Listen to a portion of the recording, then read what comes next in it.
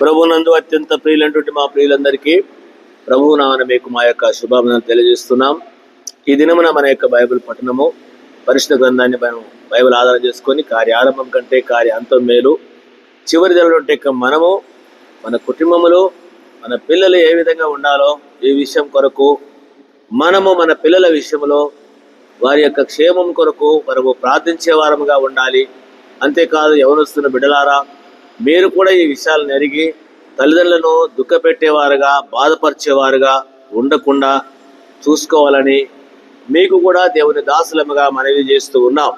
యేసు ప్రభువారు భూలోకములో మానవుడిగా ఉన్నటువంటి దినముల్లో మనందరి కొరకు ఆయన శిలువలోనికి వెళ్ళినాడు. దాదాపు యేసుక్రీస్తు ప్రభువారు శిలువలోనికి వెళ్ళేటువంటి సమయంలో 33.5 సంవత్సరముల వయస్సు, మంచి యవన కాలములో సర్వమానవాళి యొక్క పాప పరిహారార్థమై ఆయన మనందరి కొరకు శిలువలోనికి వెళ్ళినాడు. ఈ దినములో యవనస్తున్న బిడ్డలారా, యవనస్తున్న పిల్లలారా ఏ విధంగా ఉన్నారు, మన యొక్క విధానం ఏ విధంగా ఉంటుంది, ఆ దినముల్లో వాళ్ళు ఏ విధంగా ఉన్నారు అనేటువంటి విషయం. అందుకనే ప్రభు వారు చెప్పినాడు, యెరూషలేము 27 నుండి దయచేసి 31 వరకు మీరు జాగ్రత్త చదువుకోండి. కొన్ని విషయాలు మాత్రమే నేను ఈ సందర్భంగా చెప్తున్నాను. ప్రార్థన గురించినటువంటి మనవులలో మనందరికి కూడా ఇది ఒక భారమైనటువంటి మనవిగా ఉండవలసిన వారం. అందుకనే వాళ్ళు రొమ్ము కొట్టుకుంటున్నారు. యెరూషలేము యొక్క కుమార్తెలు, స్త్రీలు ఎంతో బాధపడుతూ ఉన్నారు. వాస్తవమే, ఆడవారికి అంటే లేక స్త్రీలకు లేక తల్లులకు ఉండేటువంటి బాధ ఏంటంటే ఎంతో బాధ ఉంటుంది. పిల్లల విషయం కూడా, పిల్లలు లేకపోతే మొట్టమొదటి బాధ కలిగేది వాళ్ళకే. మాకు పిల్లలు లేరని ఏడుస్తూ ఉంటారు. ఇది తల్లిదండ్రులకు ఉన్నట్టు వారికి తెలుసు మీకు. ఆ తర్వాత పిల్లలు కలిగిన తర్వాత వాళ్ళ కొరకు ఏడ్చే వాళ్ళుగా ఉంటారు. అంతేకాదు వారు రక్షణ కొరకు కూడా ఏడ్చేటువంటి తల్లిదండ్రులు లేకపోలేదు. కాబట్టి తల్లిదండ్రులమైనటువంటి మనకు ఏడ్పే. దీనికి ఒక ఉదాహరణ చెప్తారు, వినండి. ఇస్సాక్ గారికి వివాహమైంది, 20 సంవత్సరాలు పిల్లలు లేరు. వాళ్ళు ఎంతో బాధపడ్డారు. తిరిగి వాళ్ళు ప్రార్థన చేసినారు. ప్రార్థన చేస్తే దేవుడు వారికి పిల్లలు ఇచ్చినాడు. 2 గర్భములో ఉన్నారు. వాళ్ళిద్దరూ కొట్లాడుతూ ఉన్నారు. ఈ విషయంలో తల్లి ఎంతో బాధపడుతూ దేవుని దగ్గరికి వెళ్ళింది అడగడానికి. అందుకనే యెరూషలేము కుమార్తెలారా, ఈ రోజు కూడా మన పిల్లల కొరకు మనం ఏ విధంగా మనం చేయవలసిన వారం, మనకున్నటువంటి ఈ భారం. అందుకొరకనే నాకు తెలిసి ఇక్కడ యెరూషలేము కుమార్తెలారా మీ కొరకు మీ పిల్లల కొరకు అన్నాడు. ఇక్కడ ఆడవాళ్ళు ఏడుస్తూ ఉన్నారు పాపం. మరి వీళ్ళ పిల్లలు ఏమైనట్టు, వీళ్ళ పిల్లలు ఏ గుంపులో ఉన్నట్టు, ఎవరితో ఉన్నారు? మనం దేవుని వాక్యాన్ని పరీక్షిస్తే ఆ దినములో ఉన్న వాళ్ళందరూ కూడా యేసు ప్రభువారిని సిలువ వేయము అంటున్నారు. ఒకవేళ ఇక్కడ ఏడ్చేటువంటి వారి పిల్లలు మరి ఏ గుంపులో ఉన్నారో? యేసు ప్రభువారిని సిలువ వేసే గుంపులో ఉన్నారా? యేసు ప్రభువారిని అవమానపరిచే గుంపులో ఉన్నారా? యేసు ప్రభువారిని తృణీకరించే గుంపులో ఉన్నారా?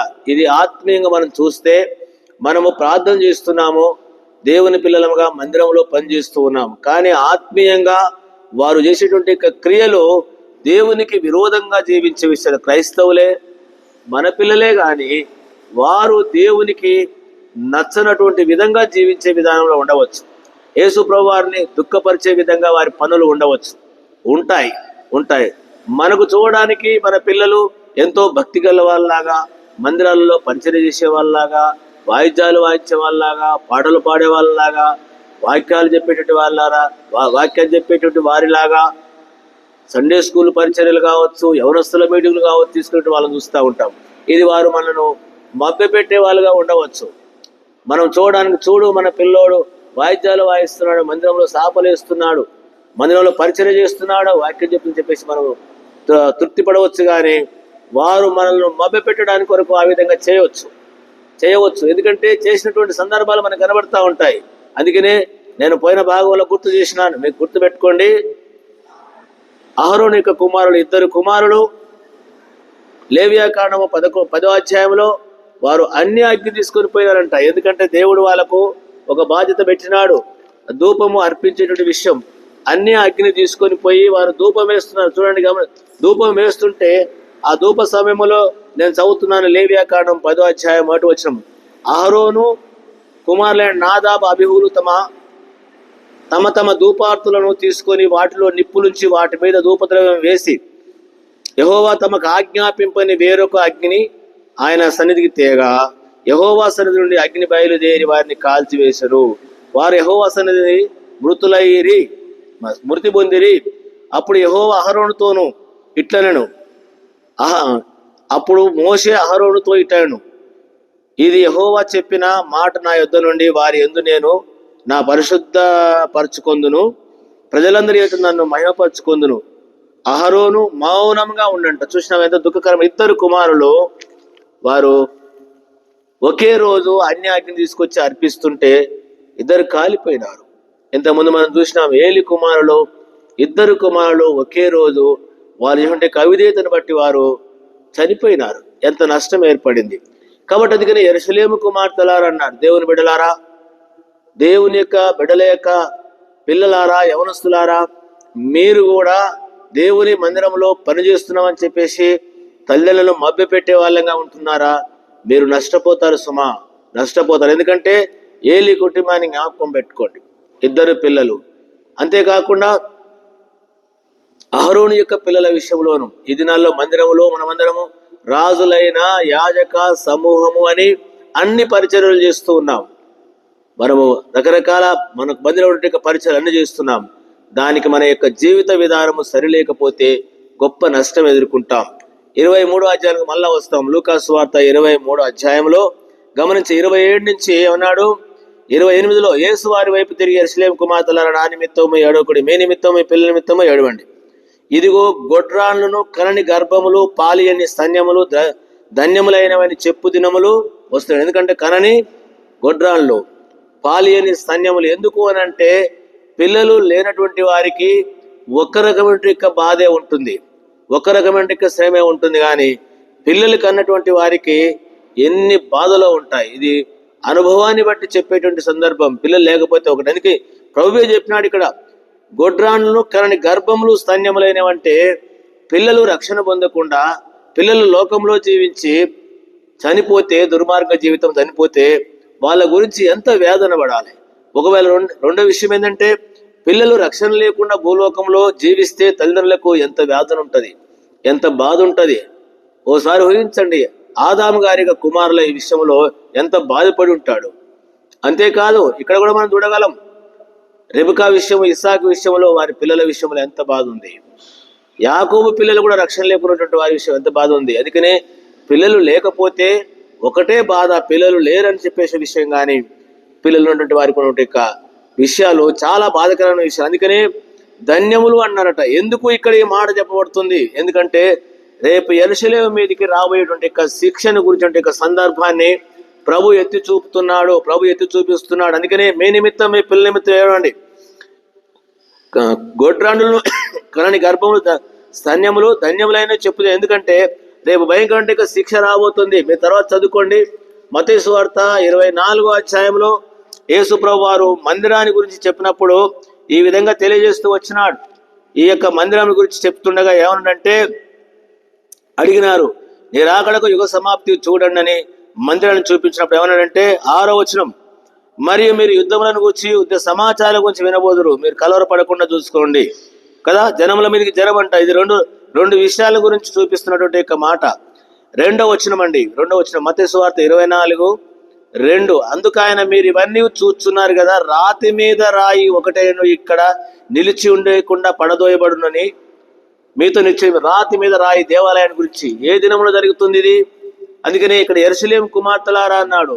ఆ దినమున పాలినటువంటి వారికి కనని గర్భాలకు ధన్యములు అన్నాడు. ఎందుకు అంటే భయంకర విపత్తు యెరూషలేము మీదకి రాబోతుంది. ఈ దినము యెరూషలేములో ఉన్నటువంటి వాళ్ళందరూ కూడా యేసు ప్రభువును నిరాకరించినారు.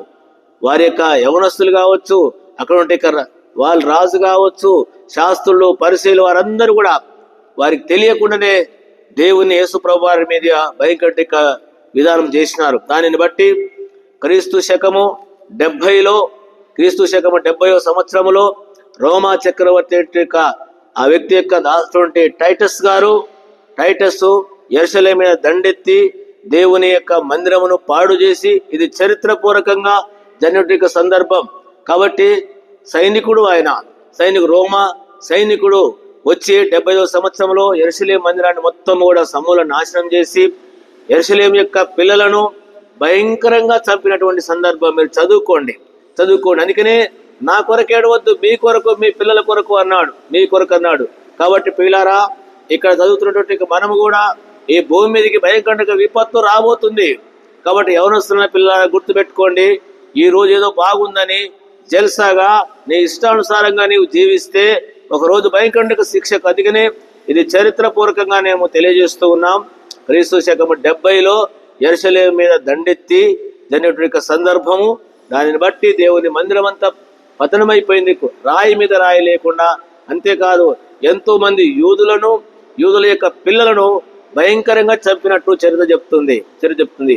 వారే కనుకనే అతని రక్తం మా మీద, మా పిల్లల మీద ఉంటుంది అన్నారు. కాబట్టి పిల్లల మీద భయంకరంగా చనిపోయినటువంటి విధానం అంటే దయాదాక్షిణం లేకుండా వారి పిల్లలను, యూదుల యొక్క పిల్లలను చంపినటువంటి సందర్భాలు కొన్నిసార్లు అది చూస్తే బాధ అనిపిస్తూ ఉంటుంది. వాళ్ళను రెండు ముక్కలుగా చీల్చినట్టు సందర్భం. చేతులు కాళ్ళకు ఈ చెట్టుకు ఆ చెట్టుకు కట్టేసి వదిలితే 2 చీలికలైపోయిన సందర్భాలు చూస్తాం. భయంకరంగా శిక్ష.